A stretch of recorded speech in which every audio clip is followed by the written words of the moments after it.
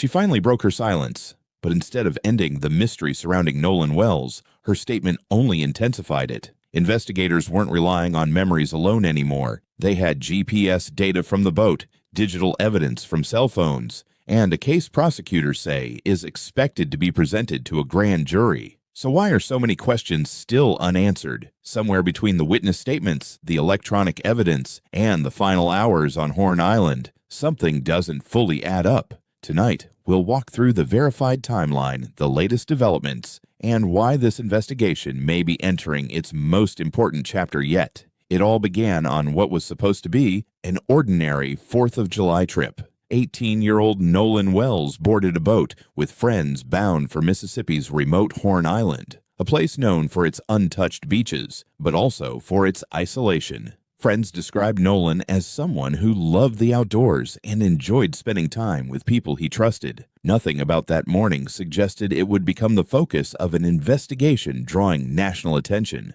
But before we get to the moment, everything changed. There's one piece of evidence investigators believe could help reconstruct the entire day, a digital trail that never forgot where the boat went. And later, you'll hear why one witness's public statement became one of the most closely examined developments in the investigation. Horn Island sits miles away from the mainland. Once visitors arrive, they're largely cut off from immediate help. Cell service can be unreliable, and emergency response is far slower than on a public beach. That isolation quickly became one of the defining features of the investigation. According to publicly reported information, Nolan traveled to the island with several other young people to spend the holiday. At first, everything appeared routine. Then something changed. Exactly what happened during those critical hours remains the central question investigators continue trying to answer. When Nolan failed to return safely, concern quickly turned into a large-scale search involving multiple agencies. As rescue crews searched the surrounding waters and shoreline, investigators also began interviewing everyone who had been on the trip.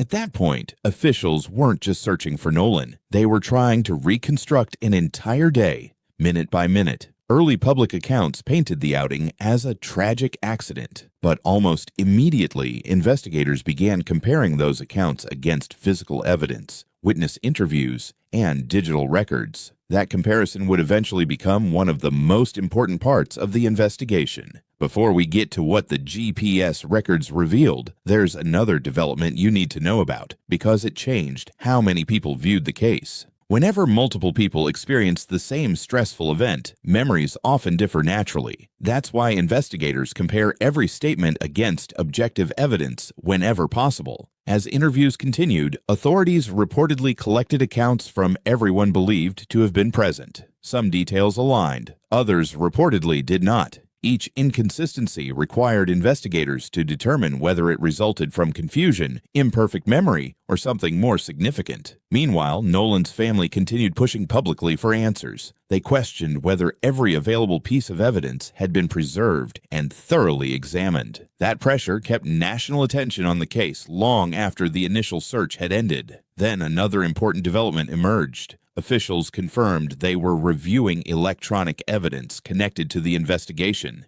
Digital evidence often becomes crucial because devices and navigation systems preserve information independently of human memory. Unlike eyewitness recollections, electronic records can establish where someone traveled, when they stopped, and how long they remained in particular locations. That became especially relevant in this investigation. Reports later indicated that GPS information from the boat documented its movements to and from Horn Island. Investigators have not publicly stated that the GPS data alone explains what happened to Nolan. Instead, those records form one part of a much larger evidentiary picture that investigators are comparing with witness statements and forensic findings. While investigators continued reviewing evidence, public attention intensified after Katie, one of the people connected to the trip, made public comments about what she remembered from that day. Her statement quickly spread online because many hoped it would finally explain what happened during Nolan's final hours. Instead, it raised additional questions investigators would have to evaluate, alongside every other witness account and every piece of physical evidence. Her comments reflected her own recollection of the day, but investigators still had the responsibility to determine how that account fit within the broader timeline. That distinction is critical. Witness statements can provide valuable information, but investigators generally seek corroboration through physical evidence, digital records, forensic analysis, and additional interviews before reaching conclusions. As more information became public, Nolan's family continued advocating for a thorough investigation. Their attorneys also requested additional examination of digital evidence, including Nolan's cell phone, after raising concerns that certain Snapchat-related data might not have been fully preserved. That request ultimately resulted in a joint forensic inspection involving both the prosecution and the family's representatives. The decision reflected just how significant digital evidence had become in the investigation. Because modern smartphones automatically record timestamps, communications, application activity, and other digital artifacts, forensic analysis can sometimes clarify disputed timelines or identify gaps requiring further investigation. By this point, the investigation had evolved far beyond the initial search effort. It had become a meticulous reconstruction of a single day, using interviews, GPS records, and forensic technology to answer questions eyewitnesses alone could not. And investigators were still not finished. The next major development would shift the focus from what witnesses remembered to what prosecutors believed deserved formal legal review. As investigators continued assembling the timeline, several developments moved the case into a new phase. One of the most significant involved the boat's GPS data. According to publicly reported information, investigators reviewed navigation records documenting the vessel's movements to and from Horn Island on July 4th. While officials have not publicly released every detail of that data, they have indicated it forms part of the evidence being compared with witness interviews and other investigative findings. Rather than standing alone, the GPS records are being evaluated alongside the full body of evidence to establish the most accurate timeline possible. Another key focus became digital evidence. Following concerns raised by Nolan's family about potential missing Snapchat-related information, both the prosecution and the family's legal team agreed to conduct a joint forensic examination of Nolan's cell phone. That review is intended to determine what data remains recoverable and whether it can help clarify the sequence of events leading up to Nolan's disappearance. At the time of this recording, investigators have not publicly announced the results of that examination. Public attention also turned to comments made by Katie, one of the people connected to the trip. Her statement provided her recollection of the day and added another perspective to the investigation. However, investigators have not said that her account, by itself, establishes what happened. As with every witness interview, her statements are being weighed against physical evidence, digital records, and the accounts of others. As investigators continued their work, prosecutors announced another important step. The district attorney said the case would be presented to a grand jury once investigators completed gathering and reviewing the evidence. A grand jury does not determine guilt or innocence. Instead, it considers whether sufficient evidence exists to bring criminal charges if investigators conclude that charges are appropriate.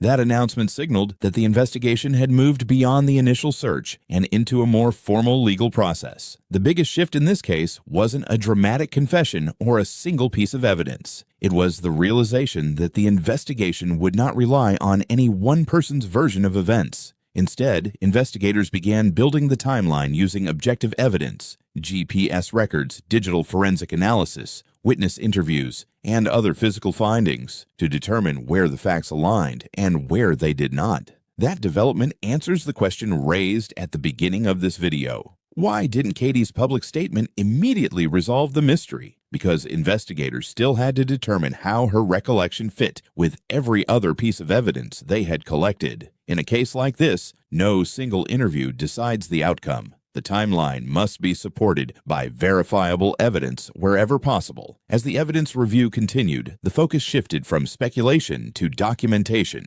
The unanswered questions would ultimately depend not on public opinion, but on what investigators could prove. Today, Nolan Wells' death remains the subject of an active legal process. Investigators have reviewed witness statements, examined GPS records from the boat, and continued forensic analysis of digital evidence, including Nolan's cell phone. Prosecutors have stated that the evidence will be presented to a grand jury once the investigation is complete. At this stage, officials have not publicly announced the grand jury's decision or filed any criminal charges related to the case. Until those developments occur, many of the questions surrounding what happened on Horn Island remain unanswered. For Nolan's family, the goal has remained consistent from the beginning: a complete accounting of what happened that day, based on evidence rather than speculation. And that brings us back to where this story began. A witness spoke, digital evidence was examined, GPS records were reviewed. Yet the case continues to remind us that the truth in a complex investigation isn't determined by the loudest voice. It's built from the facts investigators can verify, piece by piece. If you want to keep following cases like this, make sure to subscribe and turn on notifications so you don't miss future updates as the investigation develops. What do you think is the most important unanswered question investigators still need to resolve? Let us know your thoughts in the comments, but please keep the discussion respectful of Nolan Wells, his loved ones, and everyone affected by this case. As new verified information becomes available, we'll continue following the investigation and provide updates based on confirmed facts. Thanks for watching, and we'll see you in the next case.